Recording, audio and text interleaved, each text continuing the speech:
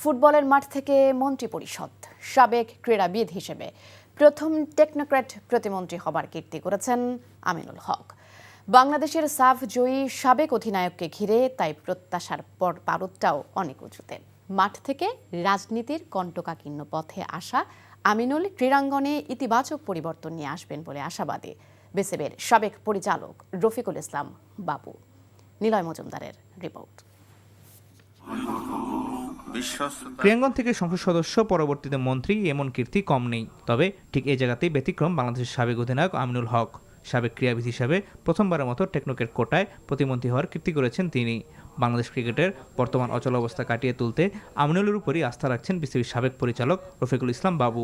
ক্রীড়াক্ষেত্রে বাংলাদেশের যে এখন হারানো গৌরব, বিশেষ করে ক্রিকেটে বা অন্যান্য ফেডারেশনগুলিতে যে অবস্থা, নাজুক অবস্থা, সেগুলিকে আবার সগৌরবে ফিরে আনা, এই মানে বিশেষ করে ক্রিকেটকে আবার বিশ্বের দরবারে সুপ্রতিষ্ঠিত করা এখন প্রধান লক্ষ্য আমাদের ক্রীড়া প্রতিমন্ত্রী আমিনুল হকের। বিসিবির বর্তমান বোর্ডের বিরুদ্ধে বিদ্রোহ করে বসে আছে ঘরোয়া ক্রিকেটের 44টি ক্লাব, যার মধ্যে আছে আবাহনী, মোহামেডানের মতো বড় ক্লাবগুলো। আমিনুল হকের কাছে এই বিষয়ে দ্রুত সমাধান চাইলেও নির্বাচন ও ঘরোয়া ক্রিকেটের অনিয়ম নিয়ে আদালতের দ্বারস্থ হওয়ার কথা জানিয়েছেন রফিকুল ইসলাম। এই ফার্স্ট ডিভিশন লিগ বা অন্যান্য লিগ নিয়ে যে অনিয়ম, অবিচার করা হয়েছে, ডেফিনেটলি এটার বিরুদ্ধে আমরা আদালতে যাব।